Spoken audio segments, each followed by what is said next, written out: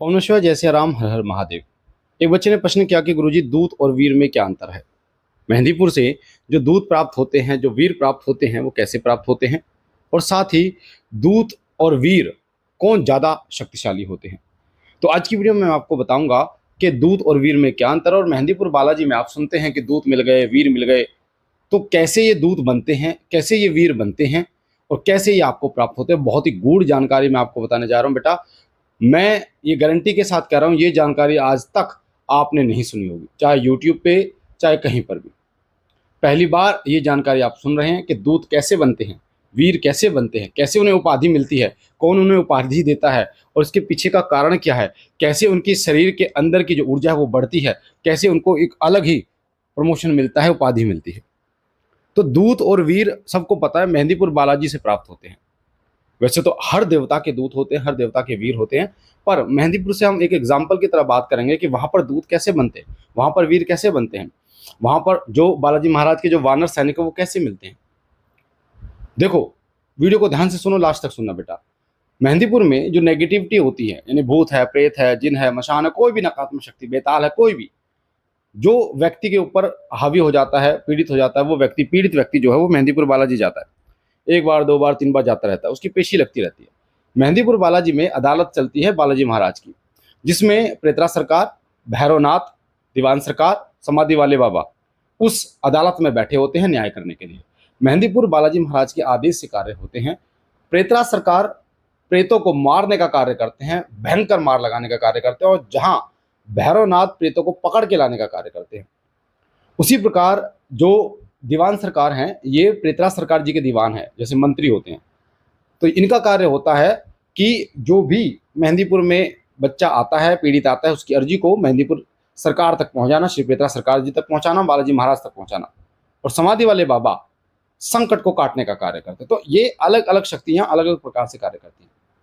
तो वहां पर एक अदालत लगती है, जिसमें नकारात्मक शक्तियों का बयान होते हैं, उनके बयान होते हैं कि क्यों इसको परेशान कर रही है। तो जो नकारात्मक शक्ति परेशान करती है, उसको बहुत भयंकर पीड़ा दी जाती है, मारा जाता है। और जब वो अंत समय में, जब उसको ऐसा लगता है कि मेरा इस दरबार से पार पाना नामुमकिन है, बालाजी महाराज की शक्ति को पार पाना नामुमकिन है, प्रेतरा सरकार जी की शक्ति को पार पाना नामुमकिन है, भैरवनाथ की शक्ति को पार पाना नामुमकिन है, तो वो सरेंडर कर देती है, यानी खुद को समर्पित कर देती है बाबा के चरणों में कि मैं सुधरने के लिए तैयार हूं। अभी वो दूत वीर कुछ नहीं मिले, ना बने, फिर बालाजी महाराज की आज्ञा होती है, उनको राम नाम दिया जाता है जपने के लिए। आपको बता दूं, मेहंदीपुर में जैसे एक इनविजिबल, यानी कि दिखाई नहीं देते, ऐसे कुछ कमरे हैं बड़े बड़े, जिन कमरों में अलग अलग प्रकार की जो नेगेटिविटी हैं वो बैठी रहती हैं। और वो क्या कार्य कर रही होती है बैठ के, वो आगे आपकी आज की वीडियो में आपको पता चलेगा। तो जो नेगेटिव शक्ति होती है, जब वो समर्पण कर देती है बाबा जी के चरणों में, हो सकता है ये वीडियो थोड़ी सी लंबी हो जाए, पर बेटा पूरी सुनोगे, बड़ा इंटरेस्ट आएगा और गूढ़ जानकारी मिलेगी मेहंदीपुर बालाजी के सर बाबा के बारे में। तो जब वो समर्पित कर देते हैं, तो बालाजी महाराज की आज्ञा से उन्हें राम नाम जपने के लिए बोला जाता है। एक कमरे में उनको बैठा दिया जाता है, बड़ा सा कमरा, जिनमें राम नामों को जपना होता है। एक समय सीमा निर्धारित की जाती है कि 1.25 साल, महीने, इतने महीने उनको राम नाम जपना है। जैसे जैसे वो प्रभु श्री राम के नाम का गुणगान करते रहते हैं, वैसे वैसे उनके शरीर के अंदर की मलिनता, तामसिकता, जो तामसिकता जिन्होंने भक्षण किया है, और उनके कुबुद्धि जो है वो सीधी होनी शुरू हो जाती है। ब्लैक जो उनका ऑरा होता है वो धीरे धीरे व्हाइट होना शुरू हो जाता है। तो ये धीरे धीरे ये इतने वाइट हो जाते हैं कि ये अपनी प्रवृत्ति को, जो इनकी लोगों को परेशान करने की प्रवृत्ति को पूर्ण रूप से त्याग देते हैं, यानी खत्म हो जाती है, और बालाजी महाराज के चरणों में पूर्ण रूप से श्वेत होकर बाबा जी के सामने समर्पित हो जाते हैं और प्रकट होते हैं। फिर बालाजी महाराज इन्हें एक उपाधि देते हैं दूत की, कि अब तुम्हारा कार्य है दूत की, और इन्हें शक्ति प्रदान करते हैं, जिससे ये वहां पर आने वाले जो पीड़ितों के ऊपर जो भूत प्रेत होते हैं, उनको मार लगाने का कार्य, उनको पकड़ के लाने का कार्य, बंधन करने का कार्य ये दूत अब करना शुरू कर देते हैं। अभी ये दूत बने हैं, वीर नहीं बने। तो ऐसे ही और नेगेटिव शक्तियां होती हैं, जिन नेगेटिव शक्तियों को इसी प्रकार से बहुत भयंकर मार दी जाती है, मारा जाता है, पीटा जाता है, और अंत समय में वो खुद को समर्पित कर देती हैं बालाजी के चरणों में। अब वो शक्ति कितने दिन में समर्पित करती हैं, ये डिपेंड करता है कि बाबा जी की अदालत में कैसे उनके बयान होते हैं। तो महीना भी लग सकता है, साल भी लग सकता है, 2 महीने भी, 3 महीने भी, बाबा जी जाने। उसके बाद जो दूत वाला कमरा होता है, जिसमें दूत बनने हैं, ठीक है। अब एक जो दूत होते हैं ना, जो दूत होते हैं, वो जब कार्य करते रहते हैं, तो एक ऐसा समय आता है जब कार्य करते करते करते जब बाबा जी देखते हैं, प्रसन्न होते हैं इनके कार्यों से, क्योंकि ये राम नाम लेते हैं और राम नाम से कार्य करते हैं। और जब बाबा जी देखते हैं, बालाजी महाराज देखते हैं कि ये अच्छा कार्य कर रहे हैं, लोक कल्याण का कार्य कर रहे हैं, तब एक समय आता है, 1 साल का, 2 साल का, पता नहीं कितने साल का समय, जब बाबा जी को बेहतर जानते हैं, जब उन्हें वीर की उपाधि से नवाजा जाता है, बालाजी महाराज के वीर की उपाधि से। अब ये बालाजी के वीर होते हैं, ये दूतों से थोड़े अलग होते हैं, ज़्यादा पावरफुल होते हैं। कई बार आपने सुना होगा, कई भक्तों को बालाजी के दूत प्राप्त होते हैं तो कईयों को वीर प्राप्त होते हैं। कईयों को जो दूत होते हैं वो वीर बन जाते हैं। अब ये जो वीर होते हैं ये तत्काल कार्य करते हैं, बहुत तीव्र गति से कार्य करते हैं, इनकी जो तोड़ है वो नहीं है, इनकी शक्ति का पार नहीं है, डायरेक्ट ये लिंक होते हैं बालाजी महाराज से। तो ऐसे ही वो अन्य जो दूत होते हैं, जैसे जैसे राम नाम जो करते रहते लोक कल्याण करते रहते हैं, वैसे वैसे बालाजी महाराज पिता सरकार भैरवनाथ की कृपा से इन्हें वीर की उपाधि प्राप्त होती है। अब दूत मैंने आपको बता दिया, वीर मैंने आपको बता दिया।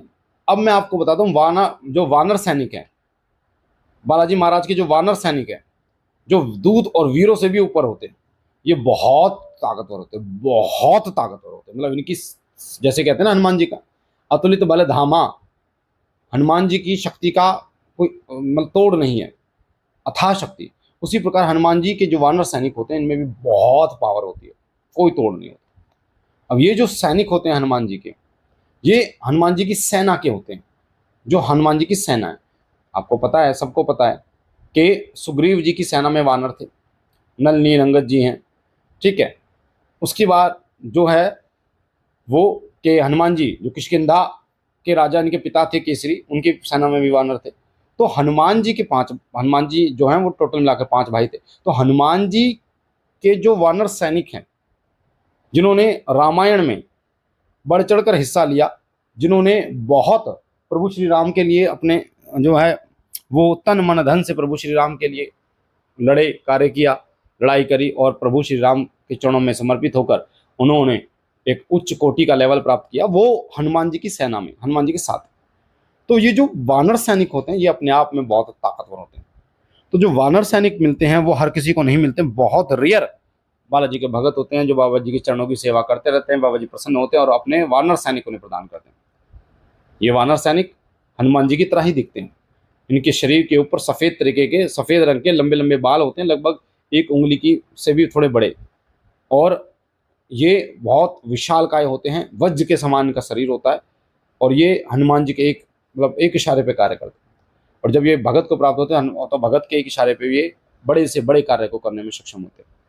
तो ये जो मैंने आपको जानकारी बताई, दूत, वीर और वानर सैनिक, ये कैसे बनते हैं और कैसे प्राप्त होते हैं, ये आपकी सेवा से प्राप्त होते हैं।